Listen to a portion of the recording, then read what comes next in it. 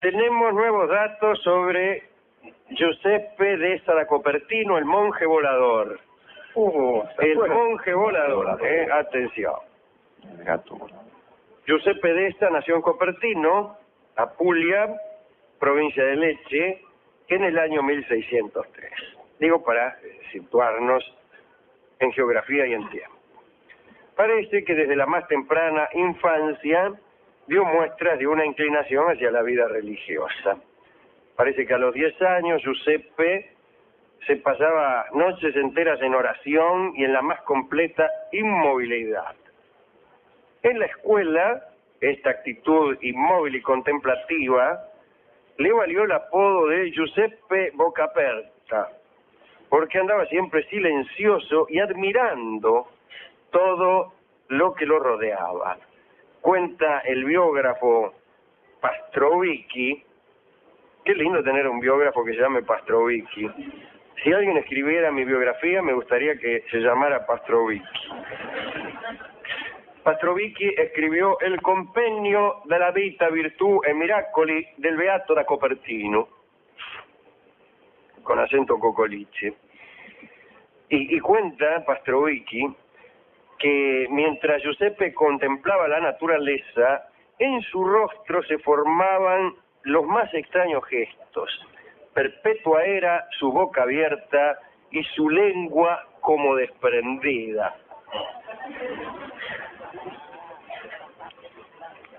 Desde su más temprana edad, Giuseppe acostumbraba a ayunar.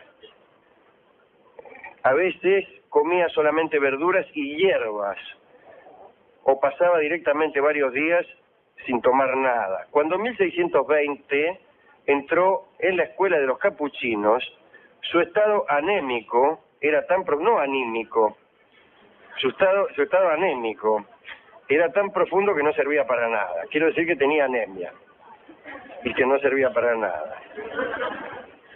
Y que es probable que hubiese una relación de causa y efecto entre estos dos enunciados. Se le caían las cosas de las manos y era tan incapaz de realizar los trabajos más sencillos que lo rajaron. Lo espiantaron de la escuela esta de los capuchinos. Tiempo más tarde consiguió entrar en la orden terciaria del convento de Grotella. El 30 de enero de 1627 recibió el hábito de novicio. Al año siguiente fue nombrado sacerdote.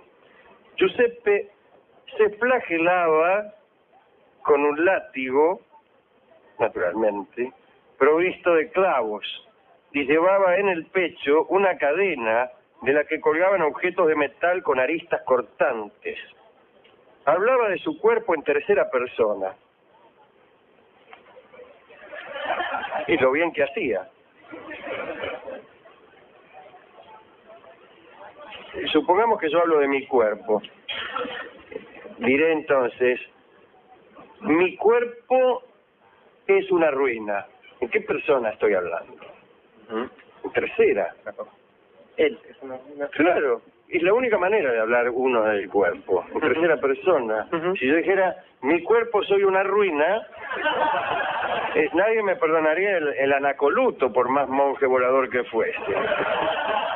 Así que esto que he mostrado como una extravagancia de Giuseppe de Copertino no es más que una estupidez del cronista. No hay otra manera de hablar del cuerpo de uno que en tercera persona. ¿Qué cosa? Sí, hay un dato de cierta extravagancia que llamaba a su cuerpo asno, burro. Decía, me duele el burro. Mientras el burro aguante, me causa risa y sorpresa este aviso estrafalario, pues ha de saber la empresa que el burro no tiene horario.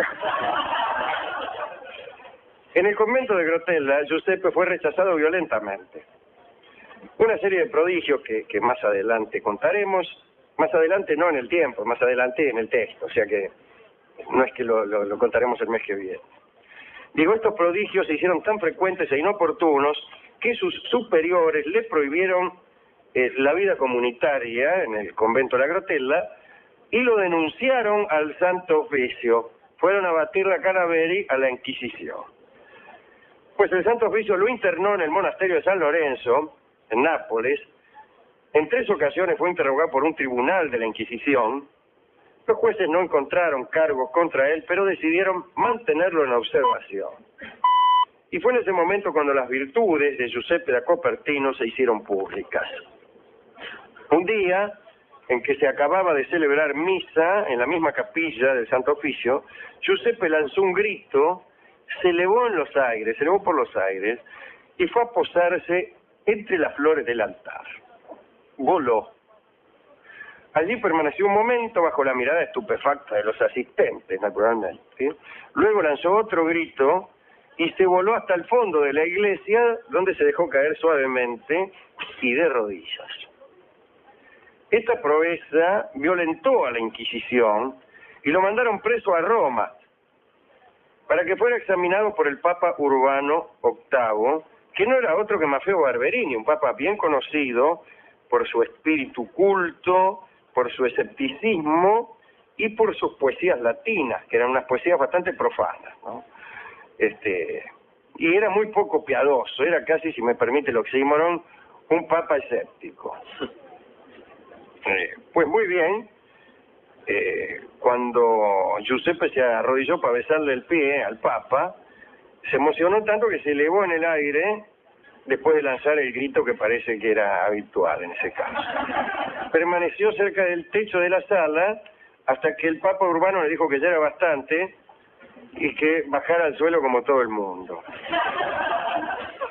A pesar de su escepticismo, Urbano VIII declaró que si Giuseppe moría antes que él mismo confirmaría la autenticidad del prodigio en el proceso de canonización. Pero nada más que eso dijo. En abril de 1639, Giuseppe fue enviado a Asís. Y ahí el padre superior de la Basílica de San Francisco recibió al muchacho como si se tratara de un impostor y un intrigante. Y allí Giuseppe sufrió todo tipo de vejaciones. En esos tiempos, 2 años estuvo allí, ¿no? En esos tiempos no hubo prodigios. Giuseppe aceptó los castigos con respeto, con humildad. Mitad contento, mitad defraudado, el superior de Asís envió una carta a Roma asegurando que da Copertino era un impostor, que no volaba, nada. Fue entonces cuando Giuseppe entró en la basílica, que se encontraba llena de gente, se elevó bruscamente por encima de los asistentes y recorrió por el aire los 18 metros que lo separaban de una imagen de la Virgen pintada en lo alto. La besó piadosamente y bajó despacito. A partir de entonces, los vuelos de Giuseppe fueron innumerables. El siguiente aparece en el Acta Sanctorum del Vaticano, allí donde se anotan los prodigios de los santos. Cierto día quiso sorprender a las monjas de Santa Clara.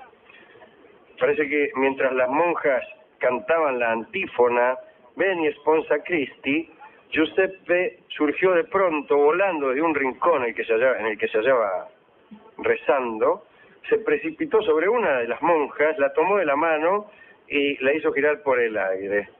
Luego lo hizo con varias de ellas, en varias ocasiones, me refiero a hacerla girar por el aire. Bueno, pronto comenzaron a llegar personas de distintos lugares que querían conocer al monje volador y que fueron después testigos de sus proezas.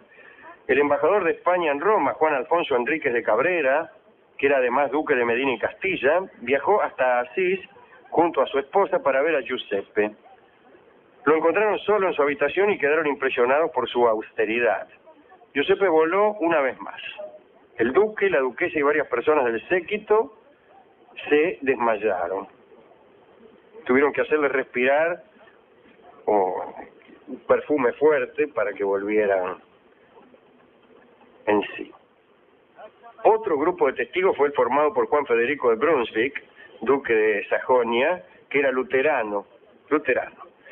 Estaba también Georg Sittig y el filósofo y matemático Leibniz, nuestro amigo el de las mónadas, que era protegido del duque de Sajonia, ¿no? Leibniz. En febrero de 1651, aquel grupo que estaba de viaje por Italia pasó por Asís, intrigados por los rumores del fraile volador, se las ingeniaron para ver a Giuseppe incluso sin que éste lo supiera. Se metieron en secreto por una escalera privada hasta la puerta de la capilla donde el monje solía orar. Y en un momento dado, los tres hombres lo vieron elevarse en el aire y volar hacia atrás a una distancia de 5 pasos y quedarse en éxtasis de cara al altar, ahí suspendido en el aire.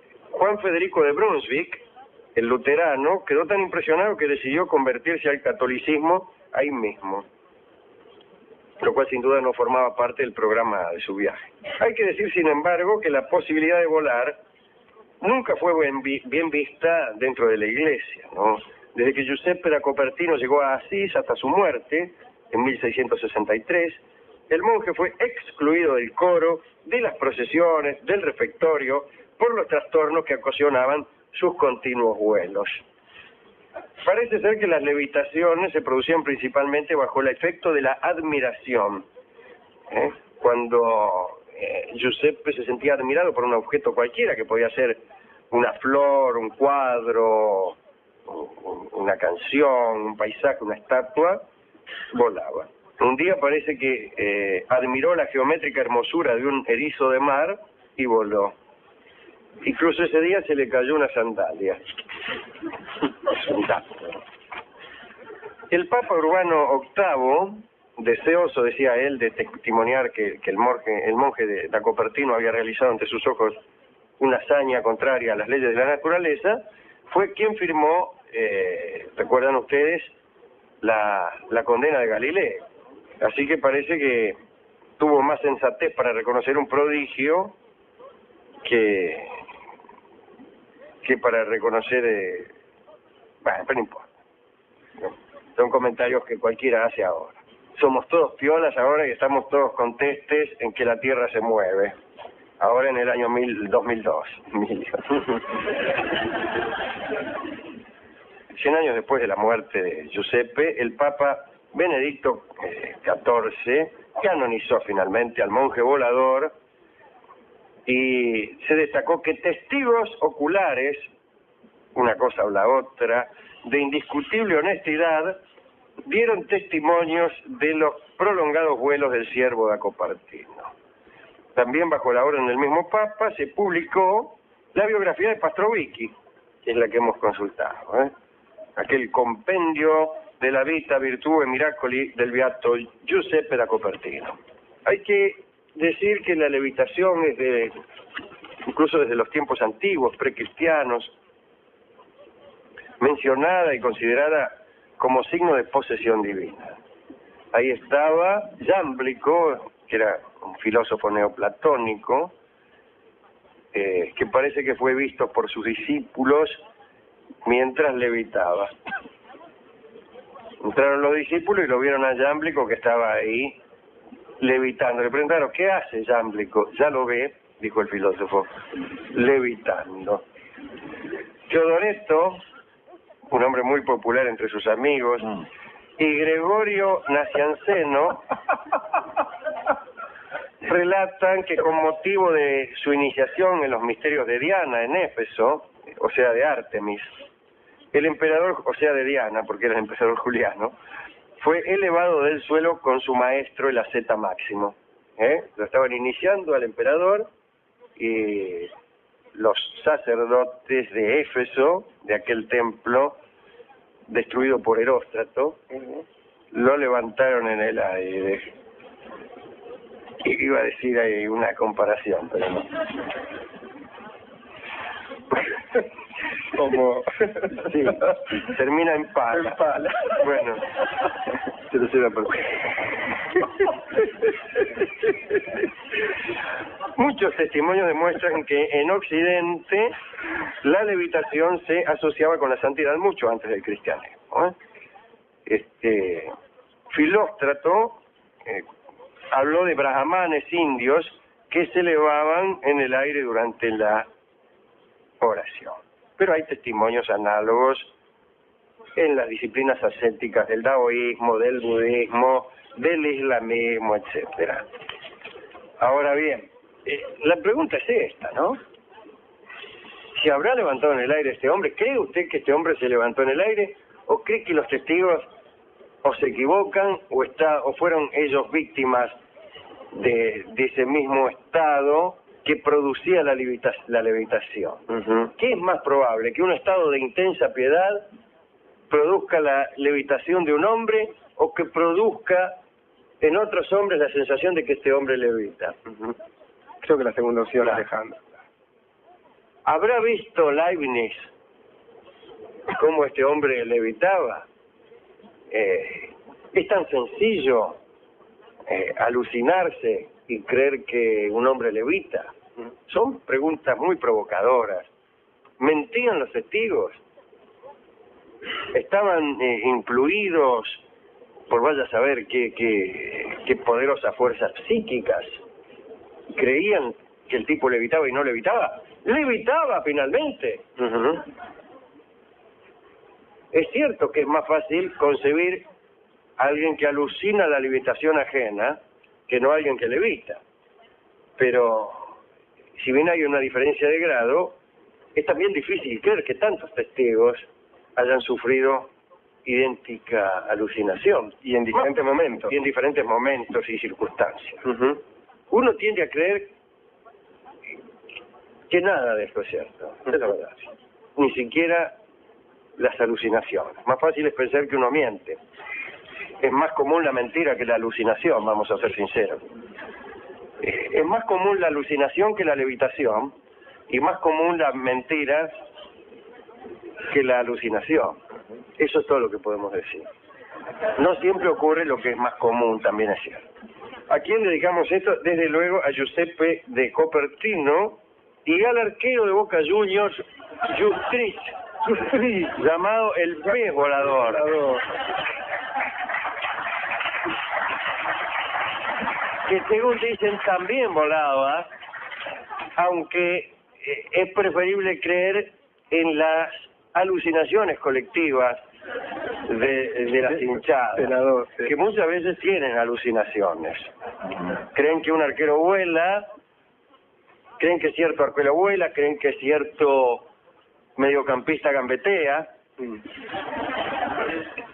creen que cierto equipo es agresivo, etcétera.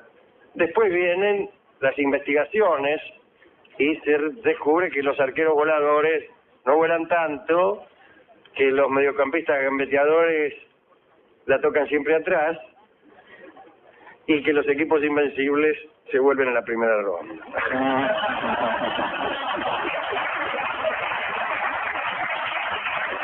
Hemos ido volando a la discoteca a buscar discos de personas voladoras. Y de personas voladoras no, pero que las mariposas vuelan, vuelan. Sí, señor. Sin necesidad de orar, sin necesidad de un estado de piedad extremo.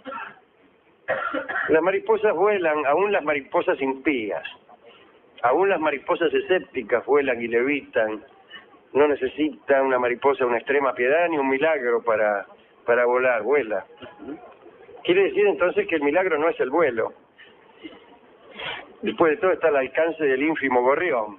Digo esto para aquellas personas que juzgan un milagro, cualquier cosa en la naturaleza, ¿no? Dice, el milagro de que el sol salga todos los días. Justamente eso es lo contrario de un milagro. Una regularidad es lo contrario de un milagro, que es siempre irregular. Es la primera condición de un milagro, que sea irregular. Si una cosa empieza a ocurrir todos los días, imagine que mañana todos volemos, no solo Giuseppe da Copertino. Bueno, entonces ya no será un milagro, será una costumbre incluso desagradable. Ya que nos obligan a ser elegantes, incluso vistos de abajo.